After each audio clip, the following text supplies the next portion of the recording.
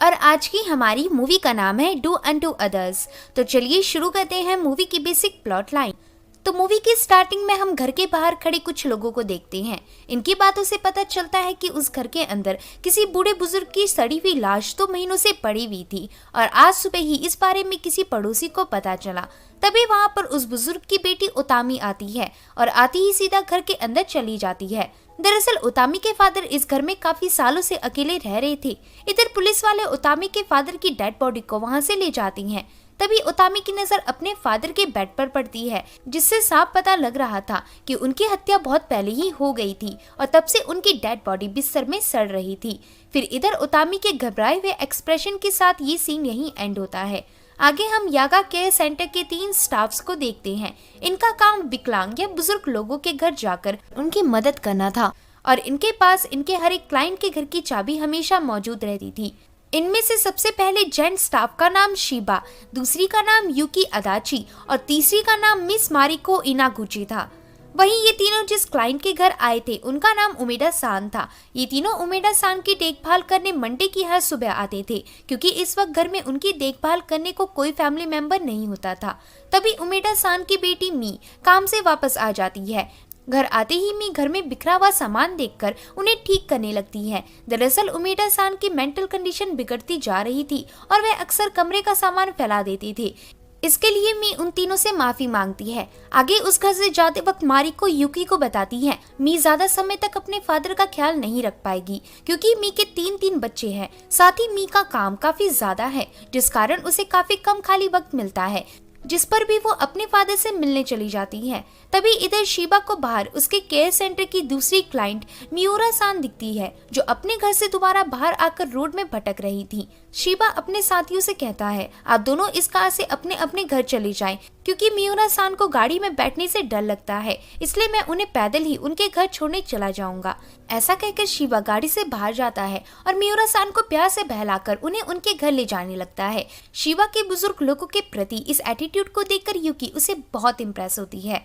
फिर शिबा और बाकी स्टाफ अपने ऑफिस पहुंचते हैं। यहाँ उनका चीफ डैन शिबा से कहता है मिस हाशिमोतो का कल फ्यूनरल है। अब क्योंकि हाशिमोतो तुम्हारी क्लाइंट थी, इसलिए तुम्हें उनका फ्यूनरल अटेंड करने जाना होगा। तो इस पर शिबा मान जाता है। अगले दिन हम हाशिमोतो का फ्यूनरल देखते हैं। फ्यूनरल को शिबा के साथ युकी और मारिको भी अटेंड करने आए थे। फ्यूनरल के बाद शिबा और उसके साथी हाशिमोतो की बेटी रैन से बातें करती हैं। यहाँ रैन को अपनी मदर को खोने का काफी गम था। इसे देख शिबा रैन का गम दूर करने के लिए कहता है आपने अपनी तरफ से उनका ख्याल रखने की पूरी कोशिश की और अब आप बेझिझक अपनी बेटी का भी ख्याल पूरे इत्मीनान से रख सकती हैं। मैं गारंटी के साथ कह सकता हूँ आपकी मॉम जहाँ कहीं भी होंगी आपको और आपकी बेटी को साथ देखकर बहुत खुश होंगी। तो इसे सुन रैन रोने लगती है और उनका शुक्रिया अदा करती है। इसी के पहले में हम चीफ डैन को देखते हैं। डैन की जेब में उसके कई सारे क्लाइंट्स की घर की चाबियां थी और आज रात के लिए डैन उमेडा सान के घर की चाबी निकालता है। आगे हम ओटामी को उसकी मदर के साथ देखती हैं। ओटामी अब एक सक्सेसफुल प्रोसिक्यूटर थी और ओटामी के फादर की डेथ को बीते काफी समय हो गया था। इधर ओटामी की मॉम कहती है शायद मैंने तुम्हारे फादर से डिवोर्स लेकर गलत फैसला किया था, क्योंकि उस वक्त तुम काफी छोटी थी और तुम्हारी उम्र नहीं थी इतने बड़े सदमे को बर्दाश्त करने की। तो ओटामी इस पर कुछ नहीं कहती। ओटामी की मॉम आगे कहती है मुझे तो ये भी नहीं पता कि तुम्हारे फादर अभी जिंदा होंगे या किस हालत में होंगे। दरअसल ओटामी ने अपनी मॉम को अभी तक अपने फादर की डेथ के बारे में नहीं बताया था। तभी आधी रात में हम उमेडा सान का घर देखते हैं, जहाँ का दरवाजा खोलकर डैन अंदर एंटर करता है। फिर अगली सुबह होते ही जैसे ही उमेडा सान की बेटी मी घर वापस लौटकर घर के अंदर जाती है, वैसे ही वो शॉक रह जाती है, क्योंकि घर में डैन की लाश पड़ी हुई थी। आगे पुलिस वाले वहां आकर उस लाश की तस्वीर लेती हैं। यहाँ सिर्फ डैन की नहीं बल्कि उमेडा सान का भी कत्ल करके कोई भाग गया था। फिर टीवी में इस मर्डर की न्यूज दी जाती है और बताया जाता है कि डैन याका केयर सेंटर का स्टाफ था और डैन ने मिस्टर उमेडा सान के घर से पैसे लूटने के लिए उन्हें निकोटीन का ओवरडोज देकर उनका कत्ल कर दिया था। बहुत जल्द पुलिस ऑफिसर्स इस केस को प्रोसिक्यूटर्स को सौंपने वाले हैं और प्रोसिक्यूटर ही डैन की हत्या का राज सुलझाएंगे। आगे डैन के केयर सेंटर में काम करने वाले तीनों मेंबर्स यूकी, शिबा और मारिको को पूछताछ के लिए बुलाया जाता है। मारिको बताती है वैसे तो डैन हम सभी के चीफ थे, लेकिन उन्हें पैसों से रिलेटेड कुछ दिक्कतें थी। उन्होंने काफी लोगों से कर्जा भी लिया हुआ था। यूकी बताती है लेकिन मुझे नहीं लगता कि चीफ डैन पैसों के लिए किसी को मार डालेंगे। शिबा कहता है डैन की कई सारी बुरी आदतें थी, जैसे गैम्बलिंग और शराब पीने की, जिस कारण उनके सर पर काफी कर्जा था। तभी हम देखते हैं कि इस मर्डर का केस प्रोसिक्यूटर ओतामी के हाथ लगा था। ओतामी इन तीनों से मर्डर के वक्त वह कहाँ थे इस बारे में पूछती है। शिबा बताता है उस रात मैं अपने घर में अकेला था और बस एक बुक पढ़कर सोने ही जा रहा था। यूकी कहती है उस समय मैं एक कैफे में थी और वहाँ मैंने खाना ऑर्डर किया था। वहीं मारिको कहती है मैंने सुना है कि चीफ डैन की डेथ एक एक्सीडेंट थी, वे चोरी करते वक्त उस सीढ़ियों से गिर गए थे, क्या ये सच है? ओतामी कहती है अभी हम इस बात को कंफर्म नहीं बता सकते। ऐसा कहकर ओतामी तीनों सस्पेक्ट को वापस भेज देती है। इसके बाद ओतामी का असिस्टेंट कोटा बताता है हमें डैन के घर से एक नकली बैंक बुक और बैंक कार्ड किसी दूसरे नाम से मिला। इसका मतलब डैन इससे पहले भी चोरी करता आ रहा था, लेकिन फिर डैन ने उमेडा सान को लूटने की जगह उन्हें सीधा मार क्यों डाला, यही मिस्ट्री है। शायद डैन की उमेडा सान से केयर सर्विस या पैसों को लेकर कुछ अनबन हुई होगी, ओतामी कहती है, लेकिन उमेडा सान ने कभी डैन को उनकी केयर के लिए हायर नहीं किया था। तभी इतने में ही ओतामी को चीफ का कॉल आता है। चीफ ओतामी को जल्दी से उसके ऑफिस आने कहता है। आगे जब ओतामी ऑफिस पहुंचती है तब चीफ ओतामी से कहता है उमेडा सान का केस मीडिया में वायरल हो गया है, जिस कारण मुझ पर इस केस को जल्दी खत्म करने का प्रेशर बढ़ रहा है। ओतामी कहती है लेकिन अभी तक हमें डैन का उमेडा सान को मारने का मोटिव नहीं पता लगा है। साथ ही जो इंजेक्शन क्राइम सीन से बरामद हुआ है उसकी भी जांच अभी बाकी है। हम नहीं पता कर पा रहे हैं कि वो इंजेक्शन डैन का ही था या नहीं। तब चीफ ओतामी से कहता है उस रात डैन उमेडा सान को लूटने गया था, लेकिन गलती से उसने उनका कत्ल कर दिया और फिर कुछ सीढ़ियों से गिरकर मारा गया। तुम इसी कंक्लूजन को फाइनल करोगी? तो ओतामी झिझकते हुए हाँ कहती है। फिर हम कोटा को देखते हैं जो जल्दी से ऑफिस जाकर एक पेन ड्राइव ओतामी को देता है और ओतामी पेन ड्राइव अपने लैपटॉप से कनेक्ट करके उसके अंदर की फुटेज देखने लगती है। दरअसल इस फुटेज में मर्डर वाले दिन एक गाड़ी उमेडा सान के घर की तरफ बढ़ रही थी। जूम करने से दिखता है कि उस गाड़ी का ड्राइवर शिबा था। आगे शिबा को इन्वेस्टिगेशन रूम में लाया जाता है। इधर ओतामी शिबा को उसका फुटेज दिखाते हुए कहती है तुम उस रात उमेडा सान के घर जा रहे थे, लेकिन एक सिक्योरिटी कैमरा ने तुम्हें कैप्चर कर लिया और रिपोर्ट्स के अनुसार तुम्हारी गाड़ी के गुजरने के ठीक 12 मिनट बाद ही उमेडा सान की मौत हुई थी। मेरे ख्याल से तुम भी उमेडा सान के घर चोरी के मकसद से गए होगे, लेकिन वहाँ तुम्हारा चीफ डैन पहले से ही मौजूद था। वहाँ डैन और तुम्हारी किसी बात को लेकर बहस हुई और फिर तुमने गलती से डैन को सीढ़ियों से नीचे फेंक दिया, जिस कारण वो मारा गया। इसी बीच तुम्हारे सर में चोट लग गई, जिसका ब्लड क्राइम सीन में भी मौजूद है। तब इसे सुन शिबा कहता है हाँ मेरी डैन से बहस हुई थी, लेकिन मैं उमेडा सान के घर चोरी के मकसद से नहीं गया था। फिर फ्लैशबैक में हम शिबा को देखती हैं जो उमेडा सान के कमरे से आवाजें सुनकर डैन को चोरी करते हुए रंगे हाथों पकड़ लेता है। वहीं डैन शिबा को यहाँ देखकर घबरा जाता है और उससे कहता है मेरी वाइफ से तलाक हुआ है और उसके बदले मुझे मेरी वाइफ को पेंशन के पैसे देने होंगे। मेरी मजबूरी समझने की कोशिश करो। शिबा कहता है मुझे ज्यादा पैसे नहीं मिलते, पर फिर भी मैं कम से कम तुम्हारी तरह चोरी तो नहीं करता। तो इसे सुन डैन समझ जाता है कि शिबा उसकी पोल खोल कर रहेगा, इसलिए डैन शिबा को अपने टॉर्च से मारने लगता है। इधर डैन शिबा के सर पर बार बार अटैक कर रहा था, जिस कारण शिबा के सर पर चोट लग गई थी। तभी सेल्फ डिफेंस के लिए शिबा गलती से डैन को धक्का दे देता है और डैन सीढ़ियों से गिरकर वहीं मर जाता है। शिबा की ये कहानी सुनने के बाद ओतामी कहती है वैसे तुम उमेडा सान के घर इतनी रात गए क्या करने गए थे? शिबा कहता है उस दिन दोपहर में उमेडा सान थोड़े परेशान दिख रहे थे और मुझे उनकी चिंता थी, इसलिए मैं रात को ही उनसे मिलने चला गया। ओतामी कहती है फिर तुमने उमेडा सान को मरा हुआ देखकर उसी वक्त पुलिस को इन्फॉर्म क्यों नहीं किया?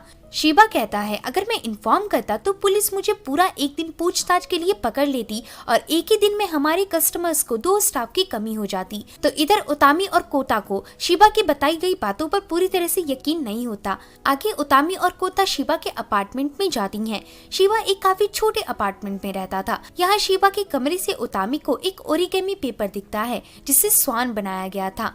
फिर उतामी की नजर कमरे में रखे बाइबल पर जाती है। इस बाइबल के एक पेपर में शिवा ने बुक मार्क लगा रखा था। बाइबल के उस पेज में लिखा था, जो कुछ भी तुम चाहती हो कि लोग तुम्हारे साथ करें, तुम भी उन लोगों के साथ वैसा ही करो जैसा तुम चाहती हो कि वो तुम्हारे साथ करे। इस लाइन को पढ़कर उतामी बाइबल को वापस रख देती है। इसके बाद उतामी को शेल्फ में से शिवा की लिखी हुई जर्नल बुक मिलती है। इस जर्नल बुक में शिवा अपने हर एक क्लाइंट का नाम और उनके साथ उनका दिन कैसा बीता, उनके परिवार वालों ने क्या क्या बातें की, ये सब लिखा करता था। इसे देख कोटा कहता है, ये आदमी अपने काम के लिए कितना डेडिकेटेड है। तब उतामी शिवा की फैमिली के बारे में पूछती है। तब जैंग नाम का उनका कलीग बताता है, शिवा के परिवार का कोई सदस्य अभी जिंदा नहीं है और न ही उसका कोई दोस्त है। आगे कोटा इस मर्डर से रिलेटेड कुछ डाटास निकालकर उतामी से कहता है, डैन के कमरे से पुलिस को टोटल 36 केयर सेंटर के क्लाइंट्स की चाबियां बरामद हुई हैं। उतामी कहती है, हमें उन क्लाइंट्स से डैन के बारे में पता करने जाना होगा। तभी कोटा कहता है, लेकिन उन 36 में से 33 क्लाइंट्स की ऑलरेडी मौत हो चुकी है और अभी पूछताछ के लिए सिर्फ 3 क्लाइंट्स ही जिंदा हैं। तो इसे सुन उतामी शॉक होती है और उन सभी क्लाइंट्स के मरने का रीजन पता लगाने कहती है। आगे कोटा जानकारी जमा करके बताता है, पिछले 3 सालों में डैन के केयर सेंटर से टोटल 69 क्लाइंट्स की मौतें हो चुकी हैं, जो काफी बड़ा नंबर है। उतामी कहती है, क्या तुम इस नंबर को कंट्री के बाकी केयर सेंटर से कंपेयर कर सकती हो? कोटा कहता है, जरूर। फिर कोटा बाकी केयर सेंटर्स का मोरालिटी रेट निकालता है। इसमें सबसे ज्यादा मरने वाले क्लाइंट्स डैन के केयर सेंटर से ही थे और इन क्लाइंट्स में से भी सबसे ज्यादा लोगों की मौतें बीमारी या फिर नेचुरल इश्यूज की वजह से हुई थी। अब कोटा उस केयर सेंटर के क्लाइंट्स की मरने की टाइमिंग वाला ग्राफ निकालता है। तो इस ग्राफ में ज्यादातर मरने वाले क्लाइंट्स की टाइमिंग एग्जैक्ट सेम थी और ज्यादातर क्लाइंट्स मंडे या फ्राइडे की दोपहर में मरे थे। इसे देख उतामी कहती है, ये कोई नेचुरल डेथ नहीं हो सकती, बल्कि ये सब किसी की सोची समझी साजिश है। एक बार डैन का वर्क रिकॉर्ड चेक करो। तो आगे कोटा वर्क रिकॉर्ड निकालकर कहता है, मैंने सारा रिकॉर्ड चेक कर लिया, लेकिन डैन की मंडे को किसी क्लाइंट के घर जाने की शिफ्ट नहीं थी, पर सिर्फ एक स्टाफ है जिसकी पिछले 3 साल से मंडे टू फ्राइडे की शिफ्ट रेगुलरली होती थी। उस स्टाफ का नाम है शिवा।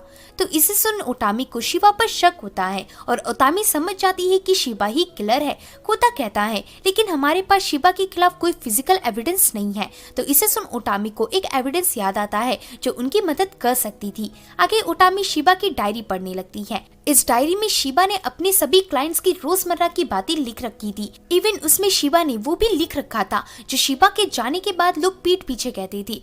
इसके बाद उतामी मरे हुए लोगों की एग्जैक्ट डेट और टाइमिंग पता करके उससे शिवा के वर्क स्केड्यूल के साथ मैच करके देखती है। तो शिवा की शिफ्ट हर उस डेट और टाइमिंग को थी जिस वक्त उसके क्लाइंट्स का मर्डर होता था।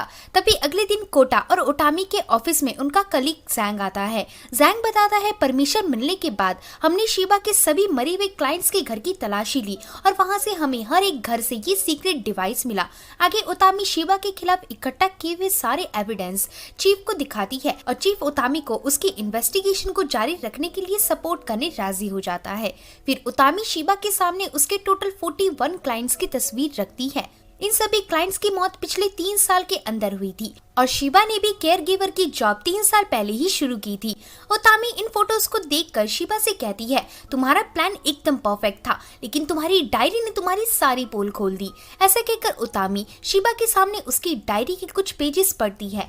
इसमें शिवा ने मिस हाशिमोतो और उसकी बेटी रैन के बारे में लिख रखा था, जैसे कि रैन क्या काम करती है और रैन ने कब कब अपनी मॉम हाशिमोतो से क्या बातें की थी, वो सब कुछ। इसे पढ़कर उतामी कहती है, तुम्हारी डायरी काफी डिटेल में लिखी गई है, तुमने इसमें उन दिनों का भी लिखा था जिस दिन तुम्हारी शिफ्ट नहीं होती थी। शिवा कहता है, मैं अपनी कल्पना से ये सब लिखता था। तब इसे सुन उतामी शिवा के सामने उसका सीक्रेट डिवाइस रखती है और कहती है, तुम्हारी सभी क्लाइंट्स की फैमिली ने बताया कि उन्हें कभी नहीं पता था कि उनके घर ये डिवाइस फिट है। दरअसल ये डिवाइस लोगों की बातचीत सुनने के काम आता है। तो इसे सुन शिवा अपनी बाएं ओर देखता है और तभी मूवी फ्लैशबैक में जाती है, जिस वक्त रैन की मॉम मिस हाशिमोतो जिंदा थी।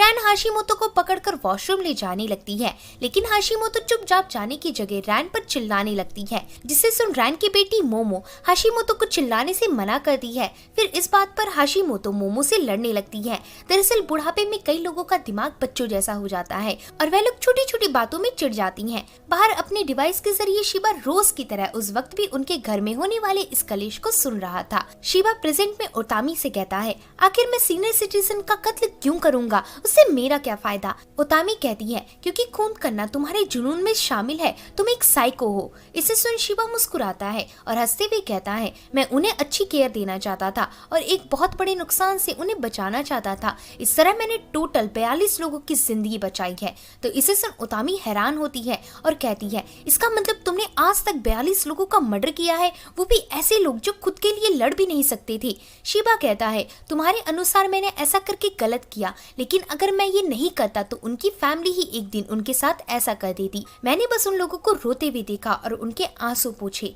मैं केयर सर्विस के बहाने मेरे क्लाइंट्स के खाने में जहर मिला देता था, कई बार उनके अल्कोहल में और कई बार उनके इंजेक्शन में। इस तरह मैंने टोटल 42 लोगों की हत्या की है। मैंने जितने लोगों को भी मारा था वे सब जिंदगी के ऐसे स्टेज से गुजर रहे थे जहां उन्हें आगे जीने की कोई इच्छा, कोई तलब ही नहीं थी, लेकिन उनके फैमिली मेंबर्स उन्हें जबरदस्ती सेल्फ केयर के नाम पर जिंदा रखे हुए थे।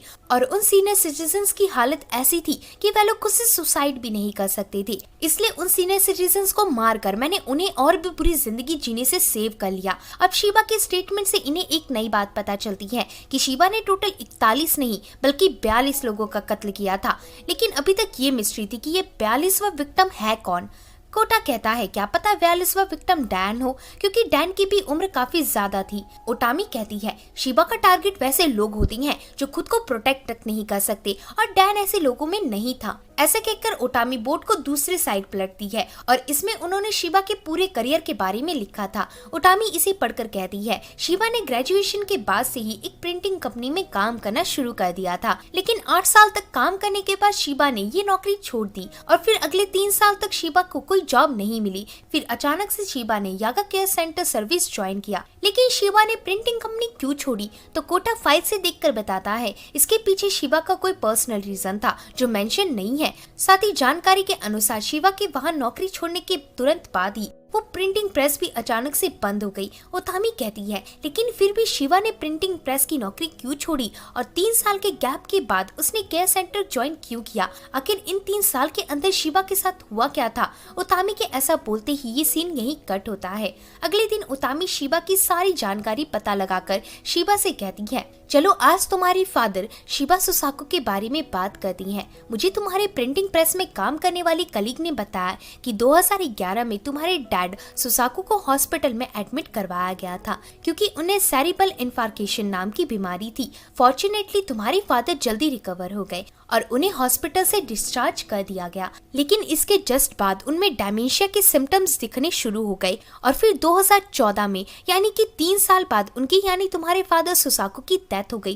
डेथ का रीजन हार्ट अटैक था। कुछ इसी तरह से तुमने तुम्हारे बाकी 41 क्लाइंट्स की हत्या की है और तुमने बताया कि तुमने इस पैटर्न से 42 लोगों को मारा था। मतलब 42वां इंसान कोई और नहीं बल्कि तुम्हारे फादर थे। तुमने इन मर्डर्स की शुरुआत उन्हीं से की थी। शिवा कहता है, मेरी परवरिश मेरे फादर ने अकेले की थी, इसलिए मैंने भी उनके केयर का जिम्मा उठाया। मेरे पास काफी कम पैसे थे, इसलिए मैं उनके साथ एक छोटा सा अपार्टमेंट लेकर रह रहा था। वहाँ मेरे फादर अक्सर बच्चों की तरह कागजों के प्लेन बनाकर मुझे दिखाते थे और मैं उनकी झूठी तारीफें करता था। एक दिन अचानक से वो घर से गायब हो गए और फिर बहुत ढूंढने के बाद मैंने उन्हें एक पार्क में पाया। मुझे तभी समझ जाना चाहिए था कि उनकी दिमागी हालत खराब हो रही है, क्योंकि इसके बाद से ही उनकी हालत और बिगड़ने लगी और वो दिन ब दिन बच्चे की तरह बिहेव करने लगे। मैंने कुछ जगह पर पार्ट टाइम जॉब करने की भी कोशिश की, लेकिन मेरे फादर की कंडीशन को देखकर मुझे वो सारे जॉब्स छोड़ने पड़े। वहीं मेरे फादर की मंथली पेंशन सिर्फ 70,000 येन थी, जिसमें हम में से सिर्फ एक का ही पेट भर सकता था। फिर धीरे धीरे दिन और बेकार होते गए और फिर मैंने पैसों से रिलेटेड मदद के लिए वेलफेयर एप्लीकेशन फॉर्म भरा, लेकिन वो फॉर्म भी सरकार द्वारा रिजेक्ट कर दिया गया और अब मुझे नहीं पता था कि मैं क्या करूं। तभी एक दिन मेरे फादर ने मुझे अपने पास बुलाया और उधर उन्होंने मुझे मेरी फोटो एल्बम दिखाने को कहा। दरअसल उनका अल्जाइमर बढ़ता जा रहा था और उन्हें कुछ समय के लिए इस दर्द को भुलाना था। एल्बम में मेरी बचपन की फोटो थी जिसे देखकर हम काफी हंस रहे थे। तभी मेरे फादर ने मुझसे कहा, मैं चाहता हूँ कि तुम मुझे मार डालो। मेरी बॉडी और मेरे दिमाग ने मेरा साथ देना बिल्कुल बंद कर दिया है और अब मैं और जीना नहीं चाहता। जब तक मैं जिंदा रहूंगा तब तक हम दोनों इसी तरह जिंदगी के लिए सफर करते रहेंगे। इससे अच्छा है कि तुम मुझे मार डालो, यही मेरी आखिरी इच्छा है। अब मैं अपने फादर का गला नहीं दबा सकता था, इसलिए मैंने एक शॉप से निकोटिन इंजेक्शन मंगवाकर उन्हें मार डाला। उतामी कहती है, लेकिन इसके बाद तुमने इतने सारे सीनियर सिटीजन्स का कत्ल क्यों किया? शिवा कहता है, क्योंकि मुझे कोई पकड़ नहीं पाया उस रात जब डॉक्टर मेरे फादर की डेड बॉडी चेक करने आया तो निकोटीन की वजह से उसे मौत का असली रीजन नहीं पता चला और उसने मरने का रीजन हार्ट फेलियर लिख दिया। इसके बाद से ही मैं सीख गया कि एक परफेक्ट मर्डर को कैसे अंजाम दिया जाता है। फिर आगे मैंने केयर गिवर की नौकरी ज्वाइन कर ली और सोसाइटी में अपने जैसे जिम्मेदार बच्चे और डैड जैसे स्ट्रगलिंग सीनियर सिटीजन्स को ढूंढने लगा।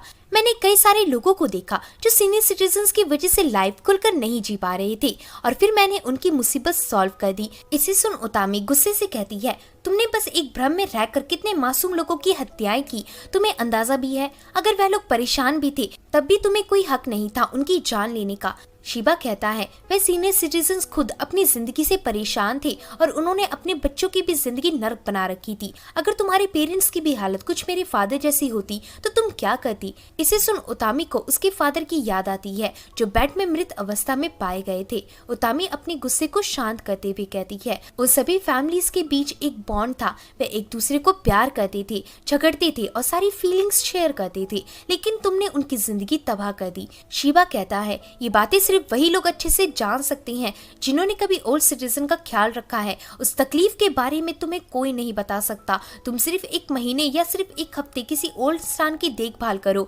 तुम्हें खुद पता चल जाएगा। तो इसे सुन उतामी शिबा पर जोर से चिल्लाती है। आगे उतामी और कोटा शिबा द्वारा मारे गए क्लाइंट्स के फैमिली मेंबर्स के घर जाती हैं उनका रिएक्शन पता करने। इधर मी को बिल्कुल भी यकीन नहीं था कि शिबा उनके फादर उमेटा सान का खूनी है, क्योंकि शिबा उमेटा सान के साथ उनके बेटे जैसा पेश आता था और वो अक्सर बूढ़े सिटीजन्स की जितनी हो सके उतनी हेल्प करता था। इसके बाद ये दोनों रैन से उसका रिएक्शन पूछते हैं। जब उसने अपनी मॉम के मरने की खबर सुनी थी तब रैन कहती है, मुझे पहले तो शॉक हुआ और मैं काफी दुखी भी हुई, लेकिन बाद में मुझे एक बात की खुशी हुई। दरअसल मेरी मॉम अपनी लाइफ में काफी स्ट्रगल कर रही थी और शायद उन्हें खुद भी जीने का बिल्कुल मन नहीं था। अब मैं भी खुश हूँ और शायद मेरी मॉम भी खुश होंगी। तो ये बयान सुनकर उतामी और उसका पार्टनर कोटा काफी हैरान होती हैं। आगे रात तक उतामी रैन की इसी स्टेटमेंट के बारे में सोचने लगती है। तभी कोटा रैन को एक पेपर का स्वान दिखाता है। कोटा इसे रैन को दिखाकर बताता है, मेरी ग्रैंड मॉम इसे मेरे लिए अक्सर बनाया करती थी। अब वह 78 साल की हैं और काफी हेल्दी हैं। उतामी कहती है, मुझे तुम्हारी ग्रैंड माँ से जलन हो रही है। दरअसल मेरी मॉम चल फिर भी नहीं सकती और उन्हें अल्जाइमर भी हो गया है, इसलिए मैं उनका घर में ही रहकर ख्याल रख रही हूँ। असल में जब मैं सिर्फ 4 साल की थी तभी मेरे फादर ने उनसे डिवोर्स कर लिया और तब से मेरी मदर ने मुझे अकेले पाला है। अगले दिन शिबा को कोर्ट में पेश किया जाता है। जज शिबा से उसके बचाव के लिए कुछ बोलने कहता है। तब शिबा प्रोसिक्यूटर उतामी को देखकर कहता है, मुझे कोई फर्क नहीं पड़ता कि तुम मुझे कितने सालों की और क्या सजा दिलवाओगे, लेकिन मैं बस इतना कहना चाहता हूँ कि मैंने एक अच्छा काम किया है। तुमने मुझसे कहा था कि मैं उन फैमिली मेंबर्स की फीलिंग को नहीं समझ सकता, उनके रिश्ते नहीं समझ सकता, पर सच तो ये है कि उनके रिश्ते कड़वाहट से भर चुके थे। आए दिन उनके घर में रोना धोना, कलेश और घर के एक्स्ट्रा खर्चे से जुड़ी बातें होती थी। साथ ही वैसे भी ओल्ड सिटीजन्स खुद मरना चाहती थी, लेकिन उनके परिवार वाले उन्हें जबरदस्ती जिंदा रखकर पाप के भागीदार बन रहे थे। तब इसे सुन मी शिबा पर गुस्से से चिल्लाते हुए कहती है, तुम एक खूनी हो, तुमने मेरे फादर की जान ली है। तभी ये सीन यही एंड होता है। अब कोर्ट में शिबा का बयान सुनकर उतामी फिर से शिबा के घर जाती है और यहाँ उतामी फिर से वही ओरिगामी स्वान उठाकर देखती है जो उसने पिछली बार देखा था। इधर स्वान पर लाइट पड़ते ही उतामी को इसमें कुछ दिखने लगता है और इसके बाद उतामी सीधा शिबा से मिलने जाती है। शिबा सेल के अंदर फांसी का इंतजार कर रहा था। उतामी शिबा से कहती है, मैं तुम्हें मेरे फादर के बारे में कुछ बताने आई हूँ। शिबा कहता है, मुझे ही क्यों? उतामी कहती है, क्योंकि तुम्हारी तरह ही मैंने भी अपने फादर का मर्डर किया था। जब मैं उस दिन उनकी डेड बॉडी देखने क्राइम सीन गई थी तो वहाँ मुझे पता चला कि उनकी डेड बॉडी पिछले 2 महीनों से वहीं सड़ रही थी। मरने से 1 महीने पहले वह मुझसे बार बार कांटेक्ट करने की कोशिश कर रहे थे, लेकिन मैं कभी उनका कॉल नहीं उठाती थी। अगर मैं उस समय उनके पास चली गई होती तो शायद मेरे फादर आज जिंदा होते। मेरी मॉम को अल्जाइमर है, इसलिए मैंने उनसे अपने फादर के बारे में कुछ नहीं बताया और हमेशा मेरी मॉम को लगता रहा कि वो जिंदा है। लेकिन आज जब उन्होंने मेरे सर पर हाथ फेरा जैसे वो बचपन में फेरा करती थी, तो इसे देखकर मैंने उन्हें फादर के बारे में सारी सच्चाई बता दी और तहे दिल से माफी मांगी। और तभी ये सब बताते वक्त मुझे तुम्हारा ख्याल आया। फिर जब मैं तुम्हारे घर गई तो मुझे ये ओरिगेमी पेपर मिला। इसे देख शिवा को कुछ याद आता है और इसी के साथ मूवी फ्लैशबैक में जाती है। जब शिवा निकोटिन का इंजेक्शन खरीद कर लाया था तो उसने वो इंजेक्शन अपने फादर में इंजेक्ट कर दिया था। इंजेक्शन लगाने के बाद शिवा अपने फादर को गले लगाकर रोने लगता है। तभी शिवा को उसके फादर के तकिए से एक रेड ओरिगेमी पेपर मिलता है जो उसके फादर अक्सर बनाया करते थे। जब शिवा इसे खोलकर देखता है तो उस पेपर में लिखा हुआ था, शिवा तुमने मेरा काफी अच्छे से ख्याल रखा और मैं तुम्हारे जैसे बेटे को पाकर बहुत खुश हूँ। इसे पढ़कर शिवा को रोना आ जाता है और वो वहीं फूट फूट कर रोने लगता है क्योंकि अब उसके फादर कभी वापस नहीं आ सकते थे। और तभी प्रेजेंट वाले शिवा को दिखाते हुए ये मूवी यहीं एंड हो जाती है। दोस्तों, इस मूवी के लास्ट में हमें बताया गया था कि हमें हमारे सीनियर सिटीजन की हमेशा जितनी हो सके हेल्प करनी चाहिए, वरना उनके जाने के बाद सभी को बहुत अफसोस होता है। तो होप है कि दोस्तों आपको ये मूवी पसंद आई होगी। अगर वीडियो पसंद आता है तो वीडियो को लाइक और चैनल को सब्सक्राइब करें। मिलते हैं ऐसे ही एक और मजेदार वीडियो के साथ।